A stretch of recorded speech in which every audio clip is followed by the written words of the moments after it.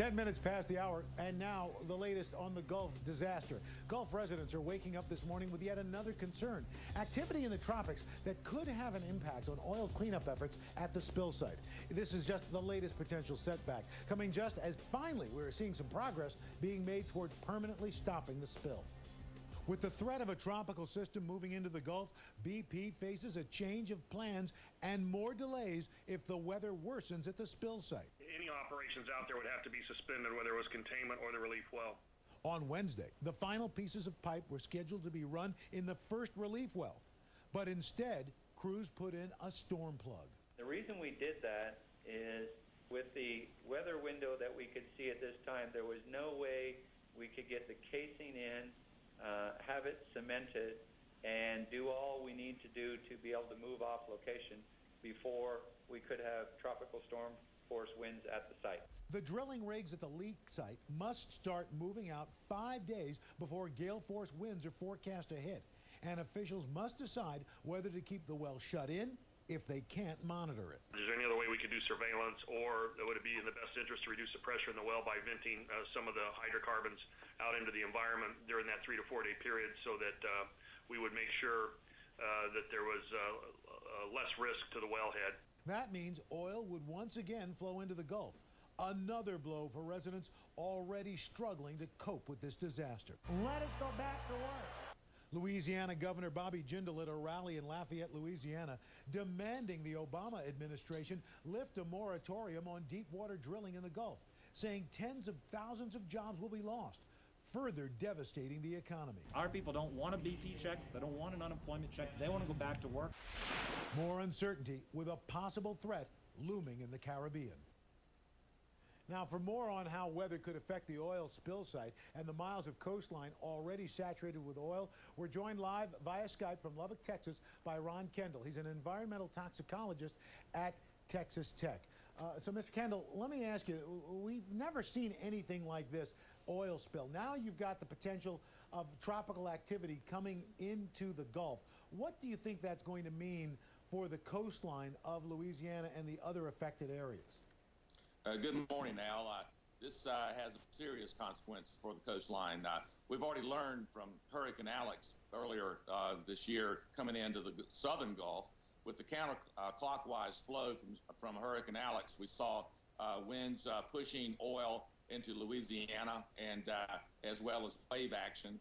It took the skimmers off the ocean for a week or more. It slowed down oil recovery activity. In addition, it rendered the booms pretty much worthless in stopping the oil and going into sensitive areas. And in addition, we saw oil pushing all the way into Lake Pontchartrain. So tropical systems in the Gulf at the same time of this major oil spill does not bode well for the environment right now. What kind of effect does this have on humans and the wildlife in the area?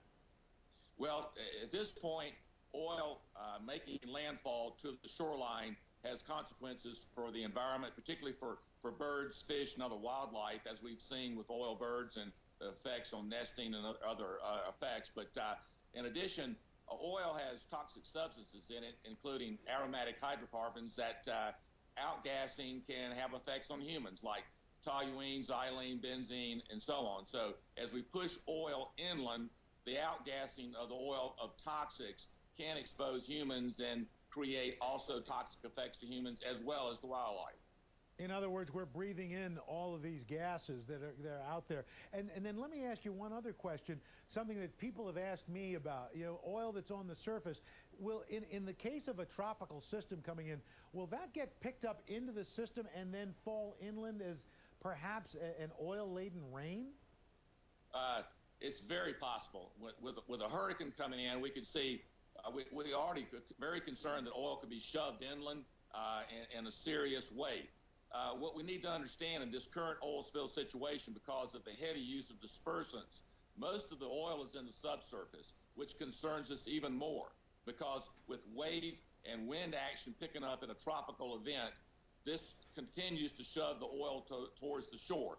And all of it, you're not going to see on the surface. Most of it's in the subsurface. So this is a very concerning situation regarding the weather and a tropical system coming into the Gulf currently.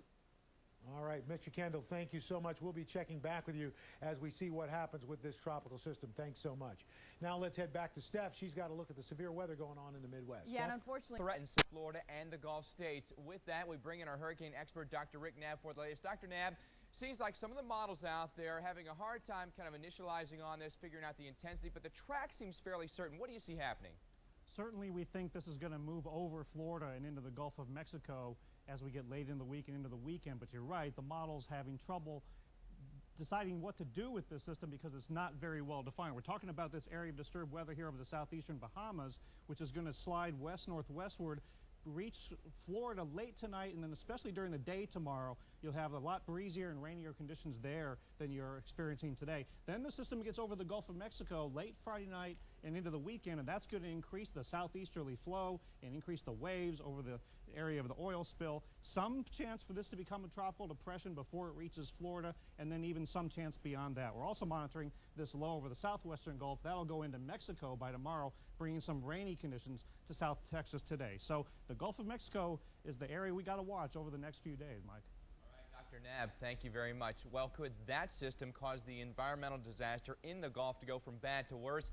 Ron Kendall, director of Texas Tech's Institute of Environmental and Human Health, was part of the assessment team on the accident of these and also other oil spills. He joins us live via Skype from Lubbock, Texas this morning. Ron, how much bigger does this problem get if a tropical system then moves over the spill site?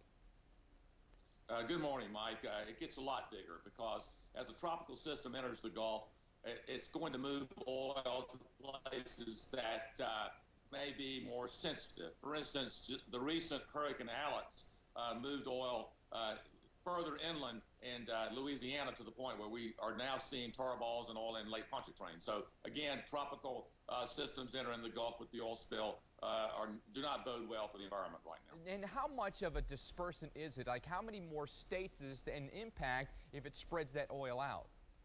Well, again, as the oil is making landfall, again, we need to understand a lot of the oil is not on the surface, it's in the subsurface. So with tropical systems coming in and shoving oil towards the coastline, this can, again, access sensitive environmental areas. So as we look at birds and fish and other wildlife, we are very concerned not only with oil offshore, but as oil moves closer to shore with the hurricane events, including wind and more.